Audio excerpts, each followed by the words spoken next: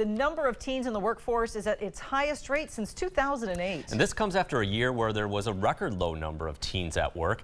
News 8 Now's Kate Overton joins us now, and he talked with teenage workers to find out why so many are looking to get paid. Many of those teens found themselves working in retail and in restaurants. During the pandemic, those places closed, which led to teens losing jobs. Now that places are reopening, we are seeing a huge surge in teen workers. Thank you. Have a nice night. McDonald's is one food chain that hires a lot of teen workers. About 50% of our staff currently are high school students. With things like flexible schedules and tuition programs, they target them specifically.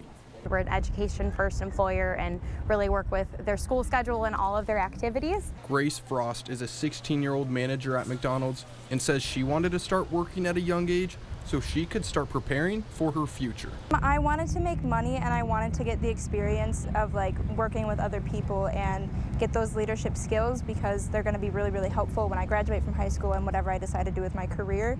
Frost says working as a team can be tough, but knows she has to find a balance.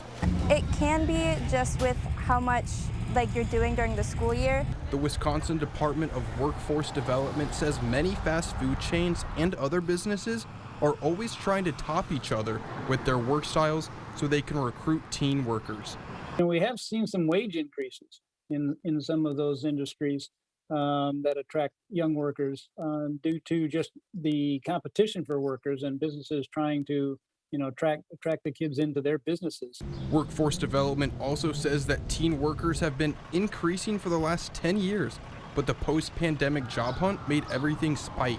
Well, in the short term here, pre or post-COVID, I think a lot of it is one, the opportunities are there. Two, a lot of the other events that competed for that, if they were camps or schooling, summer schools, things like that, many of those things have been postponed.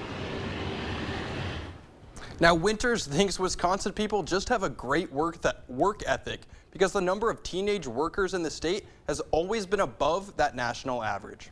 All right, thanks so much, Kate. And the jobless rate for teens did drop to 9.6% in May. That is the lowest since November of 1953. And during the pandemic, that rate spiked as high as 32%, again, mainly due to businesses that typically hire teens being shut down.